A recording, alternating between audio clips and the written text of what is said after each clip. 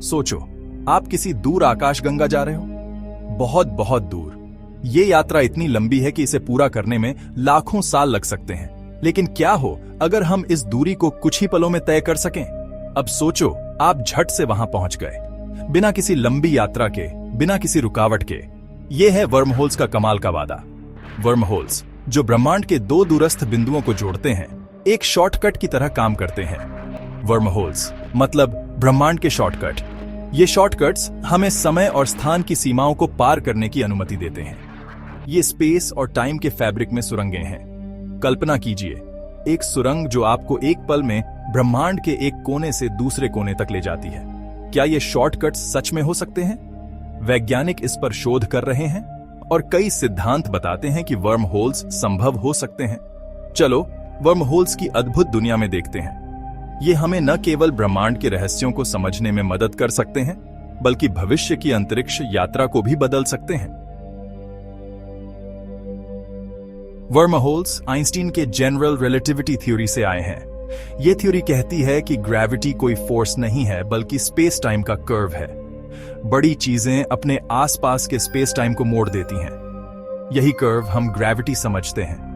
पर क्या यह कर्व इतना ज्यादा हो सकता है कि शॉर्टकट बन जाए? अभी तक वर्महोल सिर्फ थ्योरी में है। साइंटिस्ट ने अभी तक किसी वर्महोल को देखा नहीं है, लेकिन आइंस्टीन के इक्वेशंस बताते हैं कि ये हो सकते हैं।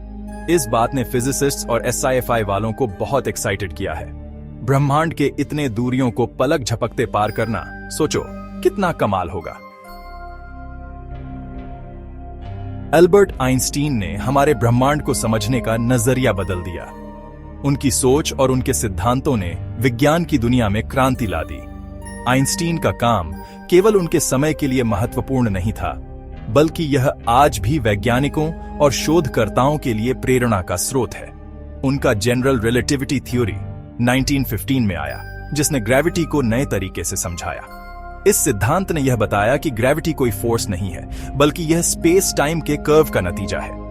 इसने हमें यह समझने में मदद की कि ब्रह्मांड कैसे काम करता है और इसमें मौजूद वस्तुएं कैसे एक दूसरे के साथ इंटरेक्ट करती हैं। इसमें एक नया विचार था, ग्रेविटी कोई फोर्स नहीं, बल्कि स्पेस टाइम के कर्व का नतीजा है। जब कोई भारी वस्तु जैसे कि एक तारा या ग्रह स्पेस टाइम में होती है, तो यह उस स्पेस टाइम को मोड़ देती है, जिससे अन्य वस्तुएं उसकी ओर आकर्षित होती हैं। यह एक बहुत ही क्रांतिकारी विचार था, जिसने हमारे ब्रह्मांड को समझने के तरीके को पूरी तरह से बदल दिया। आइंस्टीन ने फिजिसिस्ट नाथन रॉसन के साथ जनरल रिलेटिविटी के मतलब खोजे। उन्होंने मिलकर इस सिद्धांत के और भी गहरे पहलुओं को समझने की कोशिश की। उनके शोध ने कई नए सवाल खड़े किए और कई नई संभावनाओं के द्वार खोले। 1935 में उन्होंने एक पेपर लिखा जिसमें स्पेस टाइम में ब्रिजेस बताए गए।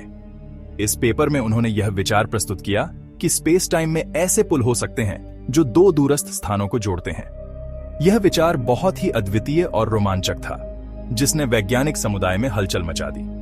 इन ब्रिजेस को बाद में फिजिसिस्ट जॉन व्हीलर ने वर्महोल्स कहा। व्हीलर ने इस विचार को और भी विस्तार दिया और इसे और अधिक समझने की कोशिश की।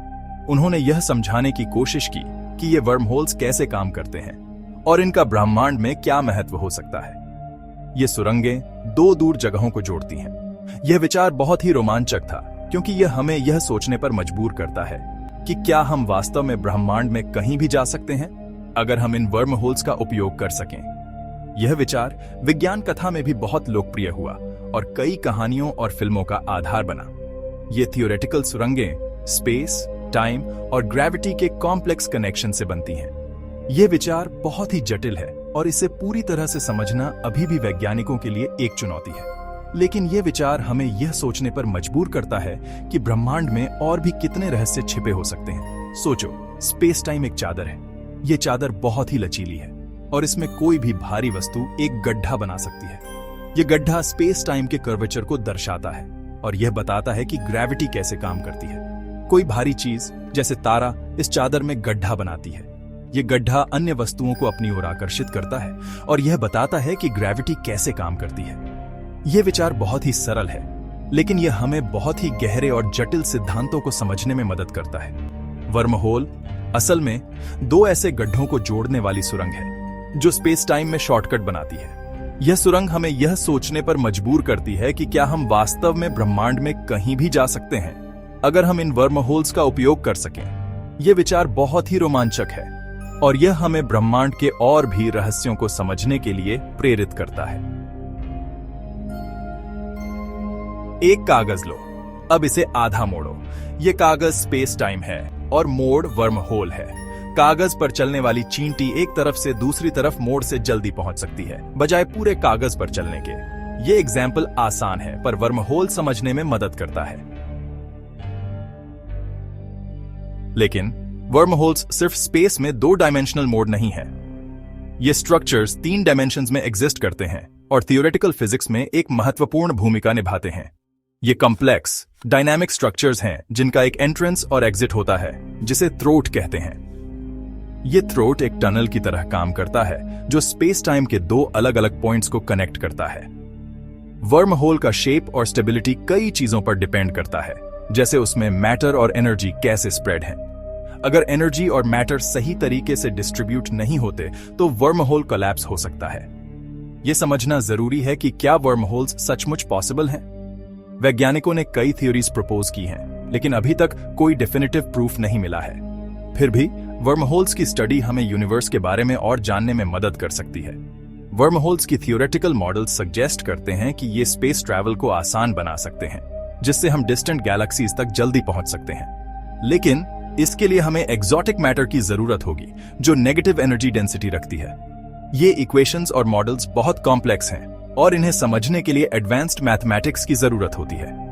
वैज्ञानिक लगातार इस दिशा में काम कर रहे हैं ताकि हम वर्म होल्स की मिस्ट्रीज को डिकोड कर सकें।